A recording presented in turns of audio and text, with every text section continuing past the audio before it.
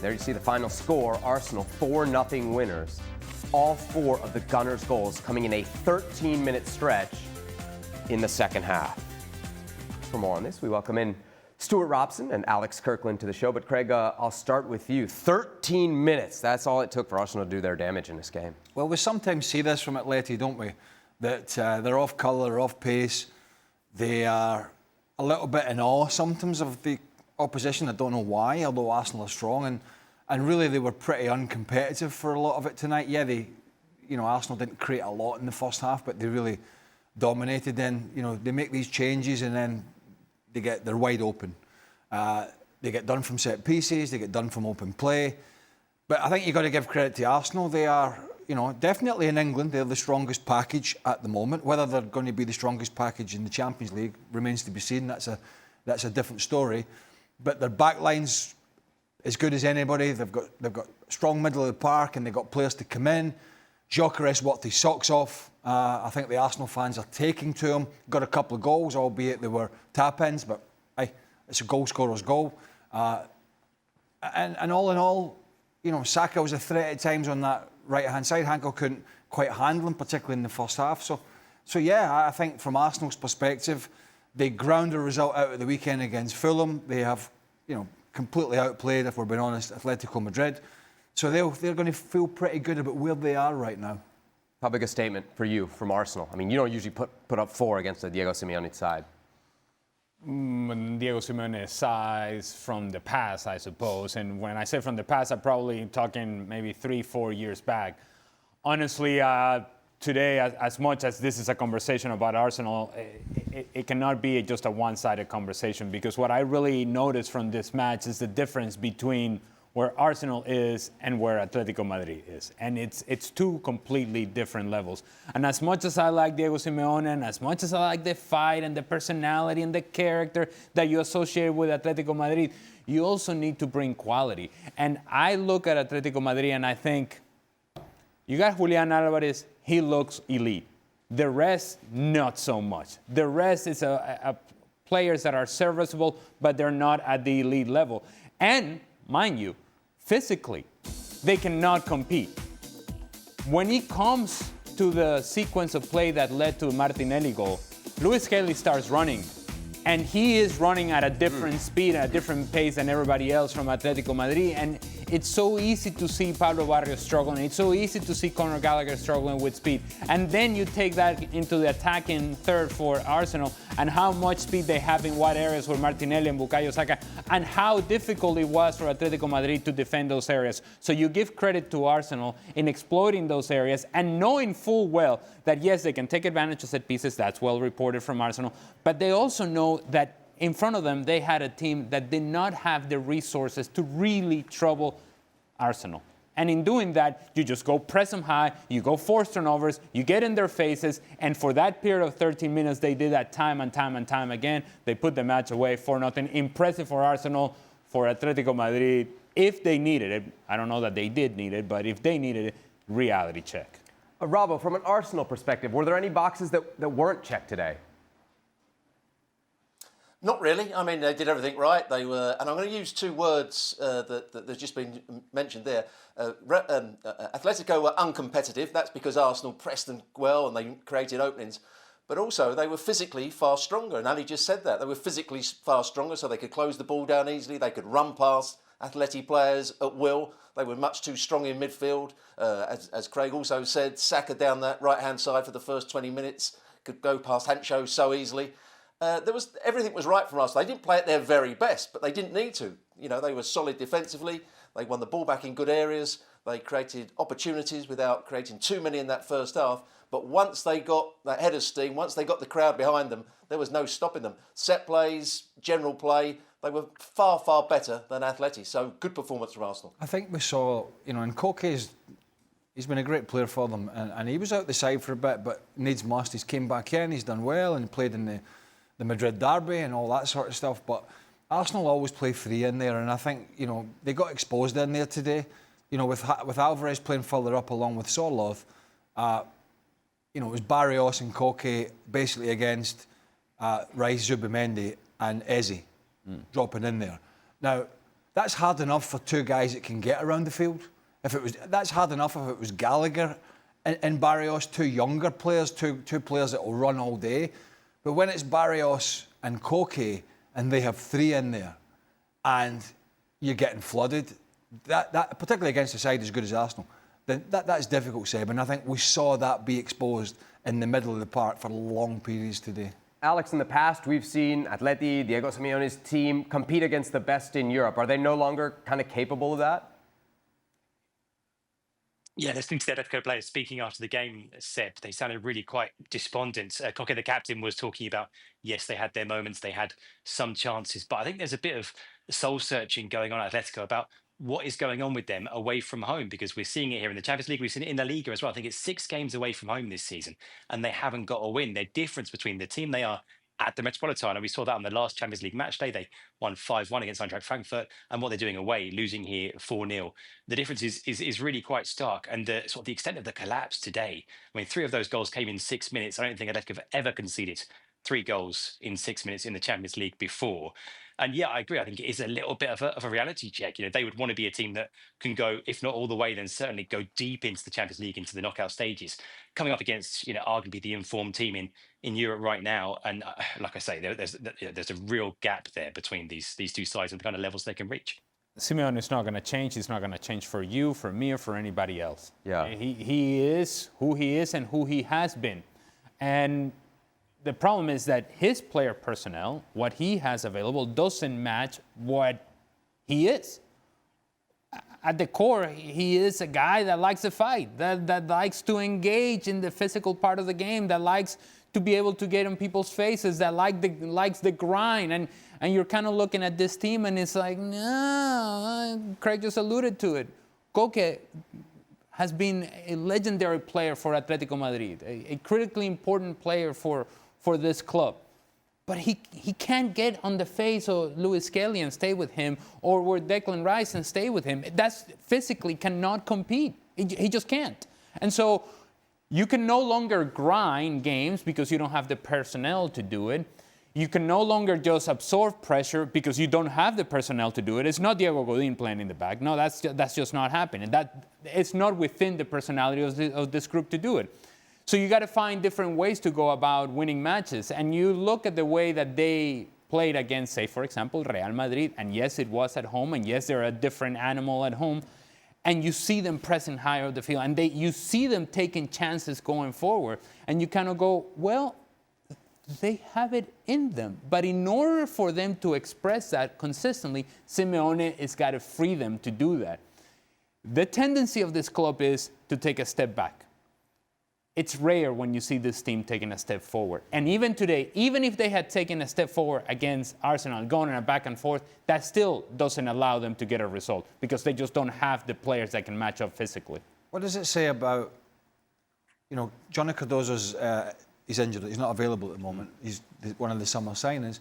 But what does it say to you as a midfielder who was a relatively big money signing in Conor Gallagher, that a guy in his, what is he, 33, Koke, something like that. He's a good passer of the ball, but he just can't get it. What does that say as one of the signings where quite a few quid went out 18 months ago, that an away from home game at a team that's going to be as physical as Arsenal, that you're on the bench. Now that's recruitment, and I'm absolutely sure, and Alex can correct me if I'm wrong, but I'm sure Diego Simeone has a big say in the recruitment at Atletico Madrid when players are signed. And quite a few of those players that they've signed and spent money on are either not available or on the bench. So that goes down to decisions.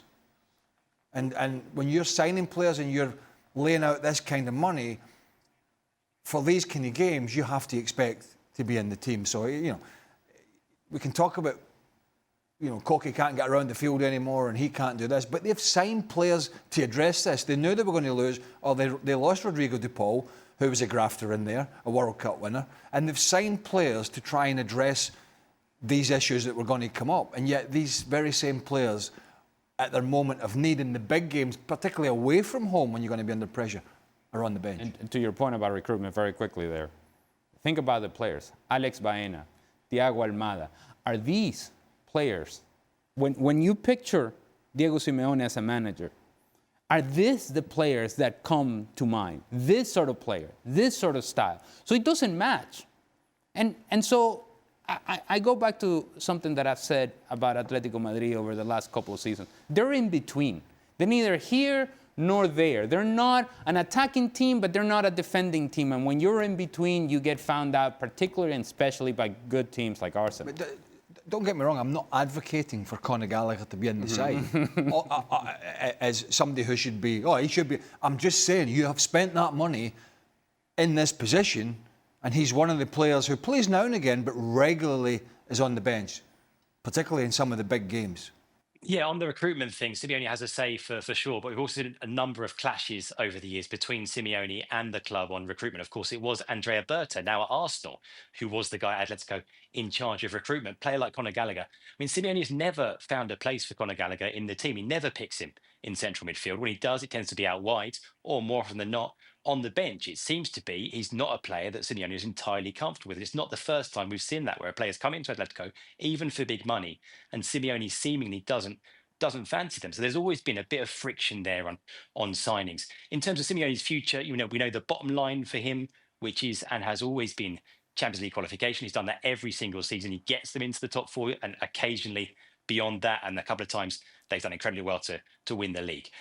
Further in the future, there are maybe some big changes coming up at Atletico Madrid in terms of the ownership. There's talk about US investment coming in. We know that the CEO, Miguel Angel Gilmarin, has been looking for a long time to maybe move aside. And so when some of those big changes come in terms of the ownership, maybe there'll be a different kind of pressure on Simeone. But like I say, from the club's point of view, what they demand is Champions League qualification to get the money coming in. And he delivers that year after year after year. But this kind of makes me laugh a little bit, Alex, in the sense that, this is, is this not smoke and mirrors? Shouldn't he be getting in the Champions League places, having spent... And I know there was a period Atletico Madrid did not, but I'm sure, and correct me if I'm wrong, I'm sure they were not spending the type of money they are spending now. Athletic Club are not spending that. Villarreal are not spending that. Real Sociedad, who are having a bad season, are not spending that. All the clubs you would expect to be in the round are not spending that kind of money. Nowhere near it. Absolutely nowhere near it. So they should comfortably be in the top four. The big question is, with the kind of outlay they make, it seems, in the last 3 years, season after season, shouldn't we expect a little bit more? Shouldn't we expect more pressure on Real Madrid and Barcelona? Shouldn't we expect maybe a better style of football? Although it has got better, it is topsy-turvy. 1 week it's exciting, 1 week it's open, the next it's what we saw today. So I just feel with the amount they are laying out, just to say, well, I'm getting you in the top four, when they are outspending the other teams out with Barca and Real Madrid in Spain and some, that's a bit of one of those to me, smoke and mirrors. Let's bring it back to Arsenal. Do want to focus on the winners here a little bit. Rabo, how big, not just for Gyökeres the player, but maybe as we think of Arsenal's title chances, whether it's Premier League or Champions League, were those 2 goals today for Gyökeres? Well, he needed the goals because he's not been in great goal-scoring form, but as Craig said, he's working hard. The crowd are like him at the moment. They're giving him a lot of love. He only touched the ball 9 times in the first half and not once in the box, so they're still not using him enough. They're still not playing the ball into him quite quickly enough. They go out wide before they try and get it into the box. Then there probably wasn't enough crosses in the first half when they did have good possession. But he's a player, I think, that when the ball's rolled into his feet, he can turn defenders, he can run down the side of defenders. He's got all the attributes. At the moment, it's not quite working for him, but he's working hard. The 2 goals, I'm sure, will give him confidence, even if they were just bundled in. That's what centre-forwards do. But I think Arsenal need to use him that little bit more, get the ball rolled into him in and around the box, and you'll see him score some really good individual goals, because that's what he did when I saw him play for Coventry, and that's what he did when he was in Portugal. We just saw that graphic, all the names, not just the 11, but coming off the bench. Is it a deep enough squad that we can talk about a chase for both titles? Well, they've never won the Champions League, been in the final. But I think that's a tricky one. I think don't try and run before you can walk. I mean, it's been over 20 years since they've won a Premier League title. I think that's first and foremost for them. They've been very close the last 3 or 4 years. I mean, the answer is yes. But I think, for me, the top of the tree for them has to be the Premier League, the domestic title. And at the moment, they are the best package. Yes, City are playing some decent football. Yes, City are heavily reliant on Erling Haaland, who you may have noticed is still in great form. and all that sort of stuff. But Arsenal have got the best package at the moment. Liverpool, we've talked about their issues. We've talked about Arne Slot, how he's struggling to figure it out.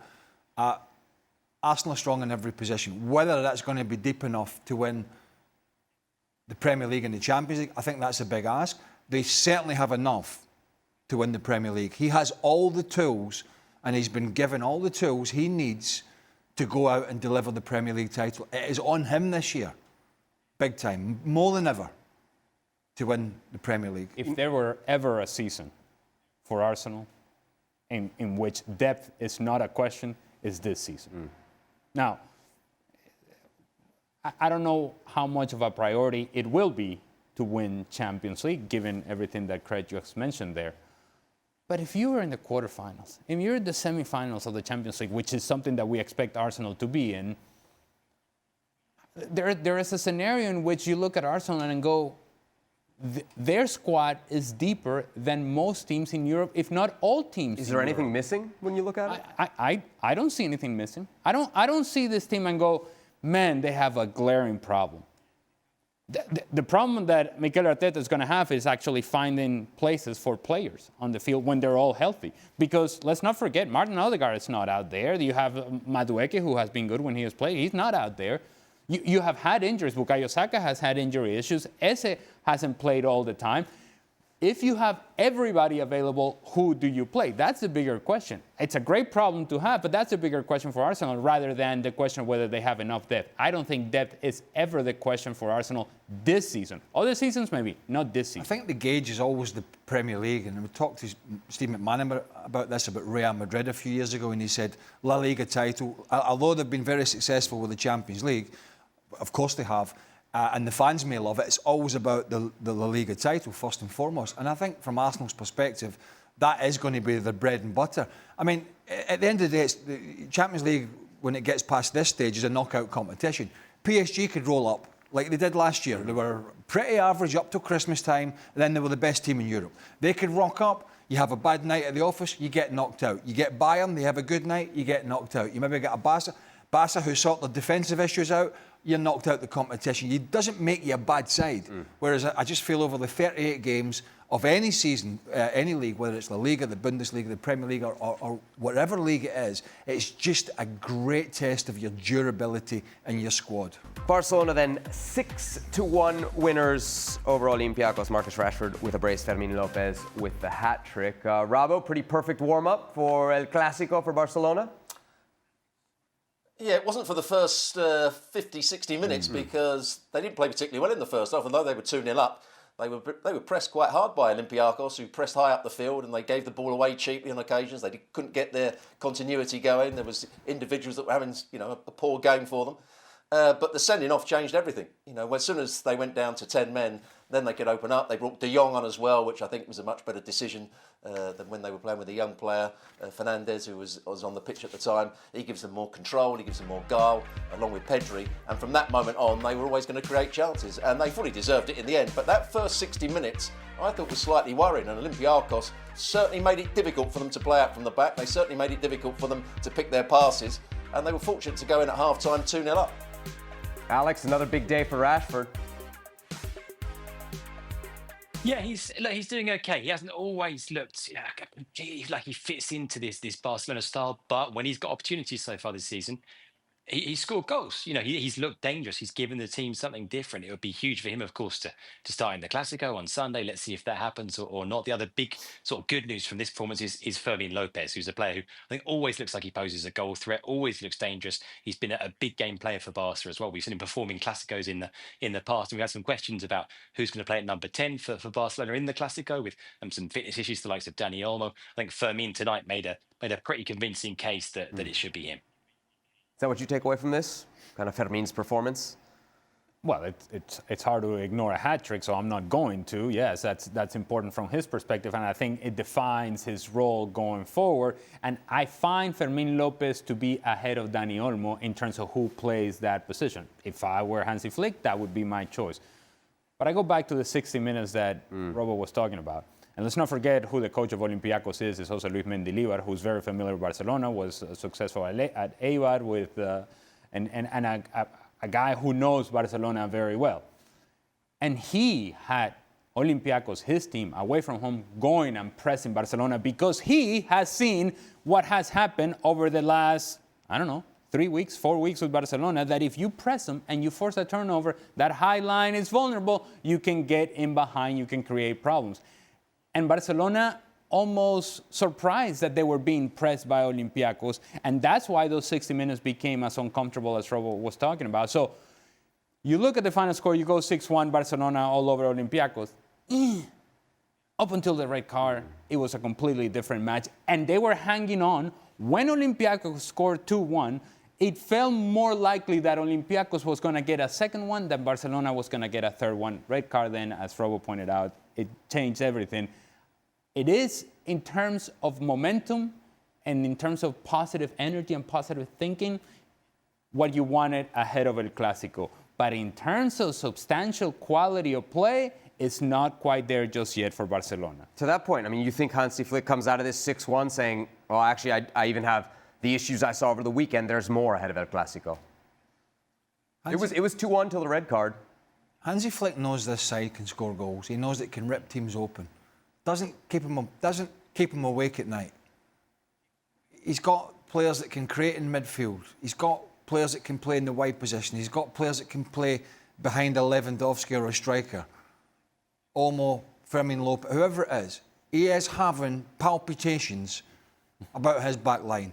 I think what we've seen in La Liga this season, particularly Girona at the weekend in the first 45, is a better reflection of this Barcelona and where they are than any 6-1 victory against a weaker side in the Champions League. Now, that being said, with the Clásico at the weekend, we all know, if you watch it, Real Madrid are no great shakes either and have their own issues. But the one thing that's keeping Hansi Flick up and getting him in a hot sweat of an evening is this back line. Because if they get it wrong at the weekend, like they have for the bulk of this season, they have, arguably, along with Julian Alvarez and Erling Haaland, Europe's hottest player at the moment is Kylian Mbappe. So, yes, great result for what it's worth. They'll qualify in this 36-team league. We know all that. We know they'll score goals. The issue come the weekend is the back line, the protection of the back line, and how high that line is, and how Real Madrid may or may not expose it. That's going to be the difference between who wins and loses at the weekend. Beating 10 men 6-1 is getting you 3 points, doing nothing else. We do have some news, speaking of probably something we'll talk about on Football Americas. News about the Barcelona game against Villarreal. It was supposed to be played December 20th in Miami. Why am I saying supposed to be played? Well, because it's been canceled. Here's a statement from La Liga. La Liga announces that following conversations with the promoter of the official La Liga match in Miami, the decision has been made to cancel the organization of the event due to the uncertainty that has arisen in Spain over the past few weeks. The statement continued, the project fully complied with all federative regulations and did not affect the integrity of the competition as confirmed by the competent institutions responsible for ensuring compliance, which opposed it for other reasons. UEFA reluctantly approved it, and the Spanish Football Federation didn't oppose it. But for example, the Spanish Sports Council, the sports ministry here in Spain, still hadn't come out publicly and spoken about this. We had heard some Spanish government ministers talking against it, but we hadn't actually had a verdict from the sports ministry. We don't know what that was going to be. If indeed we hear something in the next few days or so, we may find out more about that. But there was also the opposition from Real Madrid, potential legal challenges trying to block this. So I think all of that in the context of the fact that the tickets were literally about to go on sale. We had the pre-sale, which was delayed today before this announcement came. I think there was a real awareness that it would be a really bad look for tickets to be sold, for people to have paid money for tickets and then there'd be some problem further down the road without absolute certainty that this could happen. And in the end, it's a big setback for the league to have to take a step back on this. It's not the first time. Of course, it's been a long-term ambition for the league to play a game in the States. It's been, 7 or 8 years now they've been trying to make this happen. This is the closest they've got this time, but in the end, they've had to put it on hold again. What a mess. Yeah, it seems to me that Tebas's position is very vulnerable here because this idea has been half-baked at best, ill thought out, and the only uncertainty was the certainty. it was absolutely certain that there was going to be opposition to this by fans, by clubs, some, by players. That was certain. Are you surprised that that opposition led to this change? I mean, we've seen players complain, stand up before. It doesn't. As I said at lead the to weekend, change. the 15-second delay of a game was weak. It wasn't exactly something that you would cancel. Maybe it was. Maybe it was. Well, you have to have more gumption about yourself. You know, if you go all out here and announce this, then you got to make damn sure this is going to go ahead. Because the fact that you're going to have to, you're having to backtrack on it makes yourself as a leader look weak, very, very weak. Now I know there was obstacles, but those obstacles should have been thought about, should have been discussed prior to this game being announced. So it makes Tebas look weak. It's embarrassing all round, and quite frankly, there was always going to be some uproar when you announce something that's out with the tradition. Right. And you're going to always face this kind of opposition. So you better make sure you have your ducks in a row when you make these announcements. And La Liga did not. And if you're going to indeed have everything planned out correctly, one of the things that you have to have is the support of the players. Let's not forget, it's not Javier Tebas who puts on a jersey and shorts and shoes and goes and plays at Hard Rock Stadium in Miami. In the end, nobody really cares about Javier Tebas. I'm talking about the fans that were supposed to go watch this game, Barcelona, Villarreal in Miami. They care about the players. The players are the stars. The players are the protagonists. It's a word that is well used in Spain. Protagonistas. Yeah, the players are the ones that the fans are coming to watch. So you have to have the support from the players. And in order to have the support from the players, they have to be involved in the conversation. You have to invite the players to the boardroom and have them be part of the decision-making process. And mind you, have them be part of taking a piece of the pie as well. See, there is a windfall for La Liga here.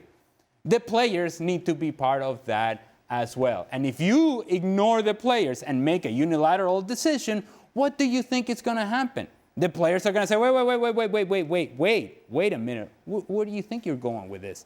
As for not damaging or jeopardizing the integrity of the competition, nonsense. 100% nonsense. If you're Atletico Madrid, if you're Real Madrid, what is one of the games that you're thinking, man, Barcelona may drop some points? Away at Villarreal. Away at Villarreal. If Barcelona had come and played this game here, it's a home game. I guess Villarreal, it's a home game in Miami, where everybody's coming to watch Barcelona play.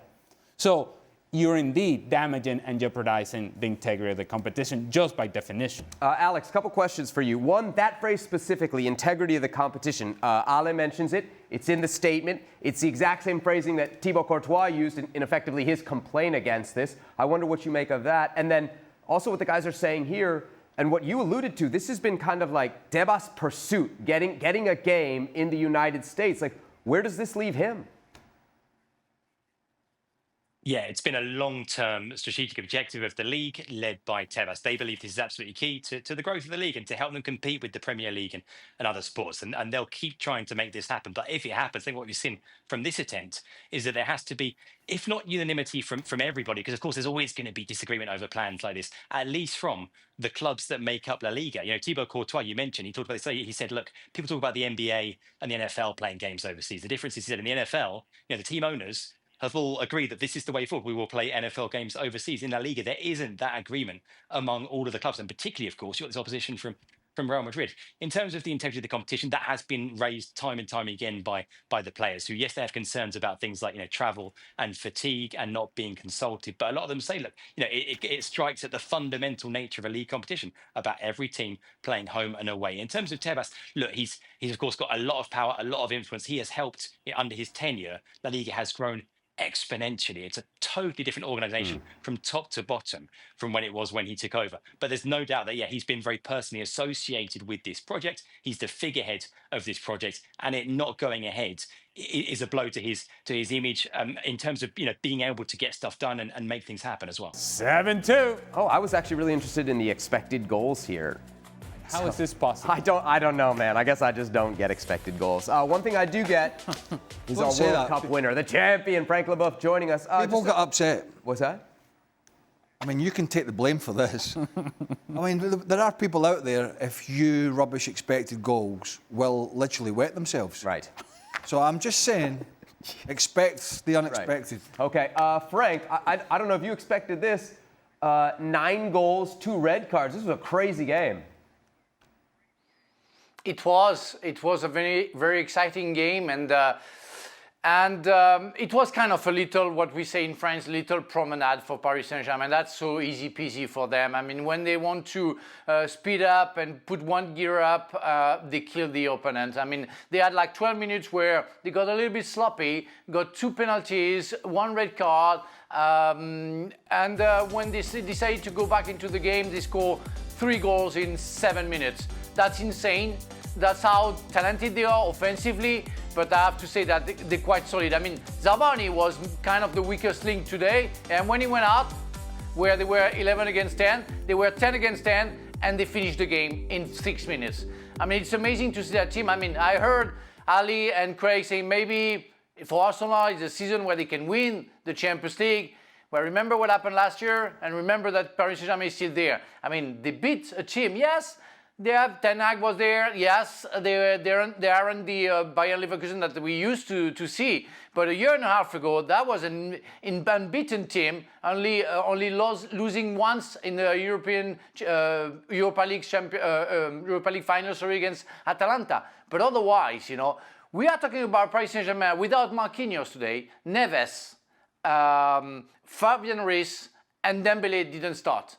And they were 4-1 halftime. That's amazing what I see. I mean, the way they play, the young players came on, and by Wayne Emery is becoming the player that he was like 3 years ago when he was 17 years old. That's insane what we see. The talent that they have, the way they compose together, the way they involve together, the implication that they have all together. Luis Enrique made that team being a masterpiece. Yes. Let me just say, we did not sit here and talk about Arsenal winning the Champions League. It was the way you phrased the question. Are you blaming me? And we also talked about PSG. Yeah. Now I understand Frank probably went and had a cup of coffee, because I wouldn't want to sit through the first 40 minutes of this programme either if I wasn't on it. Right? But at no point are we suggesting Arsenal are a better side than Paris Saint-Germain when they have all the players fit. No, I didn't say that they were better. You said that it was a season that they couldn't win the Champions League, and it was more coming from Ali, I have to be fair to Craig, saying that's the year for Arsenal to maybe win the Champions League. And you can go backwards. I remember jumping a little bit because I think Paris Saint-Germain is much right now better than any other team, and not only the Gunners. Okay. First of all, sitting there, man. I said, That's fired. If there were ever a season, all I said, if there were ever a season for Arsenal to not complain about their lack of depth, it was this season. And it takes depth to win the Champions League. So if there were ever a season for them to think that they're capable of doing, it would be this season. It has nothing to do with PSG, and it is not in any way taking anything away from, anything taken away from PSG. This is what I would say. If Frank's argument for PSG, if the best argument that he can make is that they beat Bayer Leverkusen, and he's saying because a year and a half they were unbeaten in Bundesliga, then you have not been paying attention.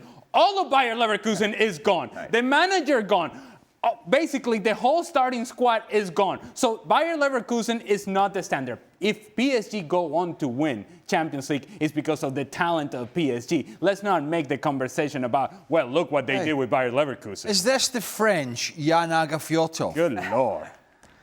He comes on here, you say something about PSG, he's getting his knickers in a twist. We say something about Martin Odegaard or Erling Haaland, Jan's jumping, as he did, like Frank. Frank, defend yourself against this studio-based attack. No. I have nothing to complain about. I never said that there was a comparison with Paris Saint-Germain. I only heard that would be maybe the season for Arsenal to win the Champions League. Clean your ears out, No. Frank. You have forgotten to talk about Paris Saint-Germain. Otherwise, you would have never said those words about Arsenal, because that's going to be right now impossible for any team to win the Paris Saint-Germain. We'll get the producer. I don't talk about you. We'll get the producer when he puts his pizza down. We'll get the producer at some point, maybe to clip it up where we said they could come up against PSG and get knocked out. Do you guys agree with his? This is what I expect from viewers. Right. I expect the viewer. No. I expect the blinkered approach from the viewer with the earmuffs on, not listening. Calm down. You said it. No problem. And I'm targeting my favorite Venezuelan player of the century. The 100% guy who said if there is a season to win the Champions League for Arsenal, it's this season. What? Hold on. And is that from the perspective of Arsenal, though, Frank?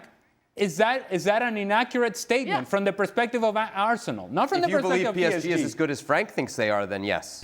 Another win for Manchester City, another goal for Erling Haaland. That's 15 in 11 games across all comps so far this season. Frank, you had a keen eye on this one. Was it as comfortable as maybe that scoreline suggests for Manchester City?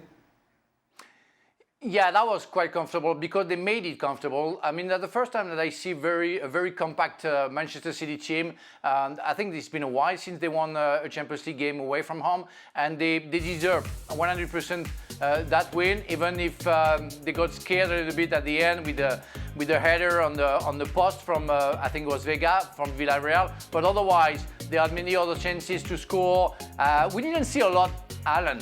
But to say to Jan, don't worry, my man, the guy is still there. He scored a goal, almost scored 2 or 3. He's always a threat. But I want to talk about the skipper, Bernardo Silva. The guy was everywhere, all everywhere. Was working so hard for the team, scoring a goal, and we have to name also Savinho. It was a very good team for very good game, for Manchester City, and they deserve to win.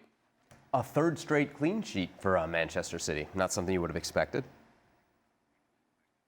No, I suppose not. But over the weekend, it wasn't so much because they were great defensively, it's because Everton struggled offensively. The spaces were there, and the turnovers were there, and the opportunities to get out in transition were there. In fact, they could have and should have scored a couple of goals in the first half. They did not. We're now looking at a third straight clean sheet, and we want to make this a story. I am not ready to say that Manchester City have turned the corner or are defending well. They are facing lower-end opposition, and they are handling those teams in the manner in which they should. Any thoughts here? No. Okay, don't want to talk about Haaland. All right. I hope you emailed me extra time. Welcome into Extra Time, everybody. Hey! I hope Robbo, Frank, Greg, and Al are with us. I know we have. I know that was off camera. Yeah. But I hope we've got that. We have that in camera. Please. Your meltdown at the end of that show was a 12 out of 10. Yeah. And you would know meltdowns. If there was anybody that could rate a meltdown. People were just bringing me like little reams of paper in the middle of the show. It was like a cow of paper here. Right. He got all these shots in his Is there any way that we can show the paper that is now in the studio? I'll get it and bring it back up. No. Let's get through this here, because time and stuff. What's the point of playing Simeone ball if they're going to concede 4? That's our first question about Atleti after their demolition against Arsenal. But that's the point. They're not capable of playing quote-unquote Simeone ball, and I imagine the Simeone ball in people's mind is we're going to fight and we're going to grind and we're going to win a game 1-0 on a set piece. They don't have the personnel to play that style. They're in between. They're neither here nor there, and so that's why they can give up 4 or 5 goals, or they can score 4 or 5ve goals. You're right over there? Why are you grinning so much? Please, somebody. Please, somebody clip me up. If you've got ISO cam of me. If you've got somebody, please clip up his meltdown if we can, because it was absolutely. All those papers were on top of the desk in front of Seb at one point. In paper. John Norris asks, for all, it seems to me the single... Chuck Norris? John. You look like Chuck Norris at the end of that show. Yeah, you did a roundhouse kick, did you not?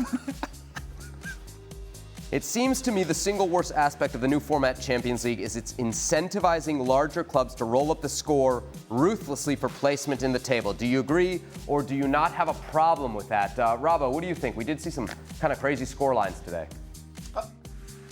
No, I've got no problems with it. I think the league worked all right last year. It's doing okay this year. There's going to always be big scores in the Champions League. When you even had a group of 4, there was always one team that got hammered by everybody else.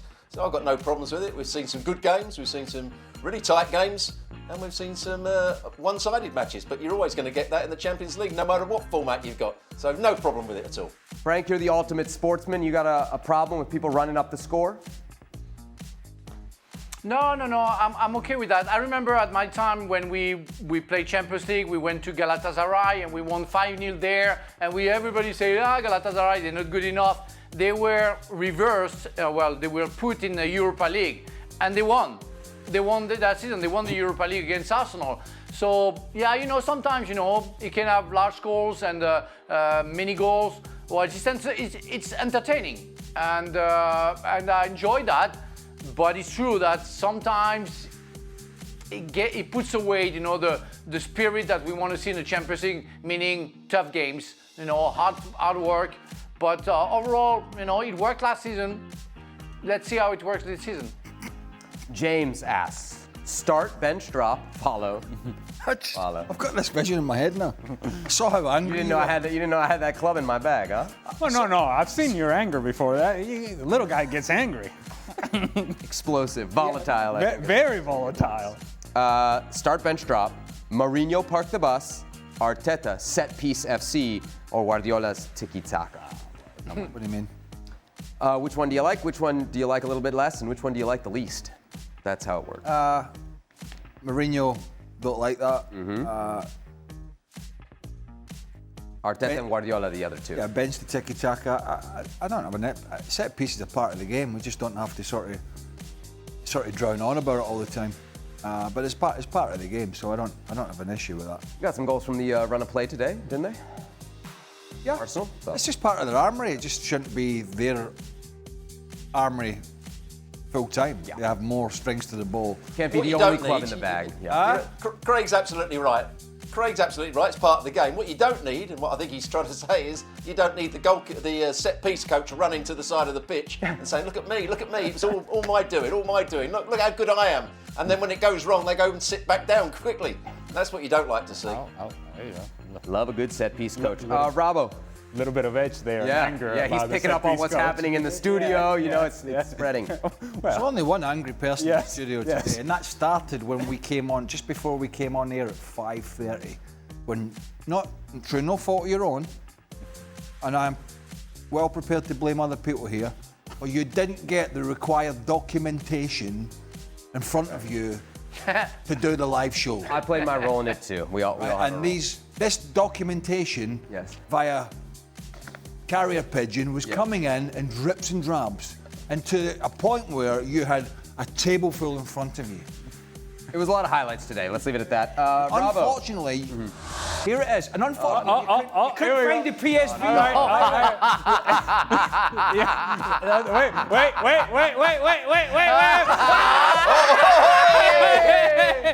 And good throw.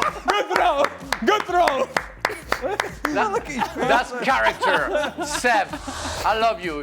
You showed character. I never thought PSV could make you that angry. He was going like this, wasn't he? It's PSV, where is it?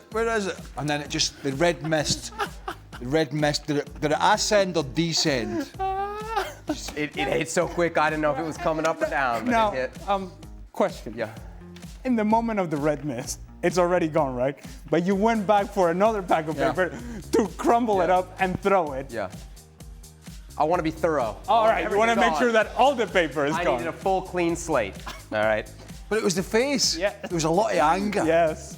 You really got all your I body think he needs to behind go and it. see a psychologist. Come on, Robbo. You Robbo's need to gonna see have a me psychologist. journaling. That's not acceptable, is it? How's that upset you so badly? I never get upset about anything. Nor does Craig, nor does Ali. But that is ridiculous. It's unprofessional behavior, really, Robo. I understand. I mean, you left us to carry the Absolutely, end of absolutely. that show, really. Yeah.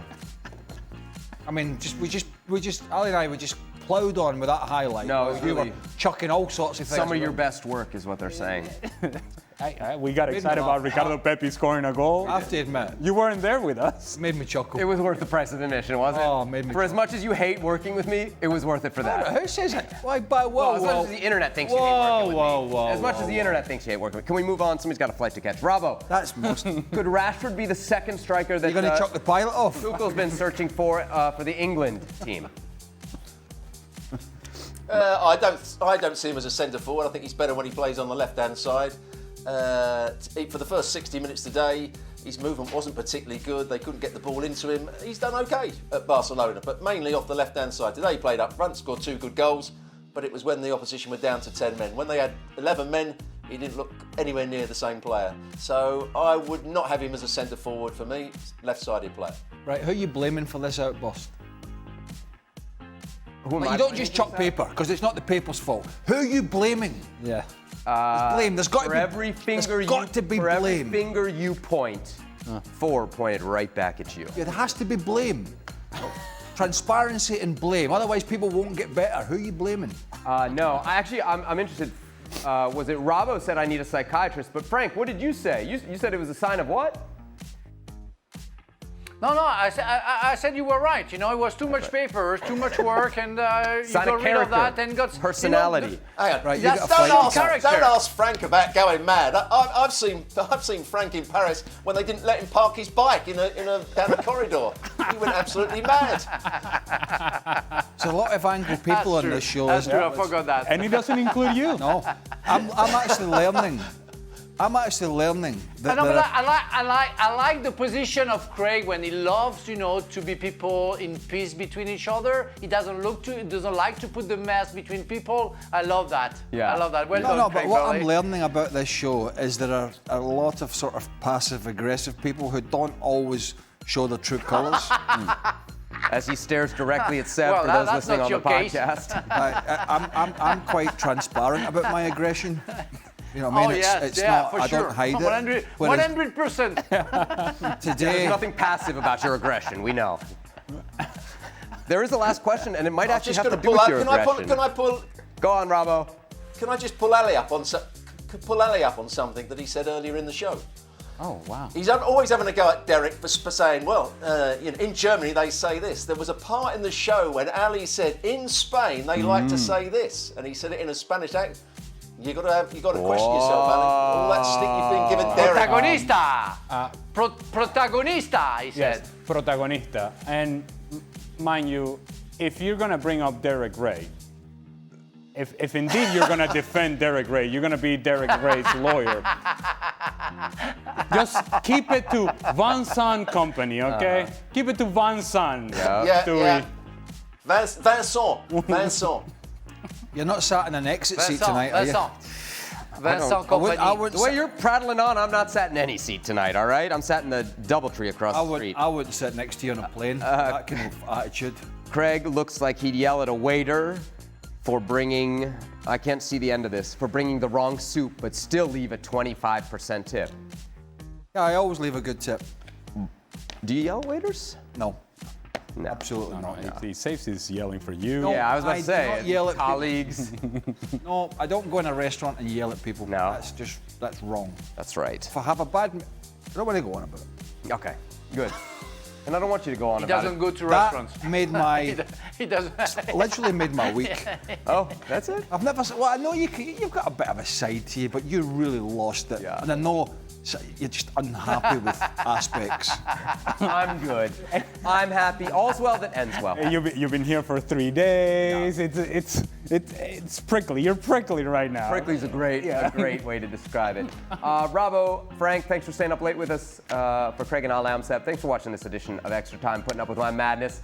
And rest in peace to the papers, ladies and gentlemen. Man, so much aggression. Who's hosting tomorrow? Will there be any paper left for them? I guess you'll have to watch and find out. ESPN FC available 7 days a I week. was afraid.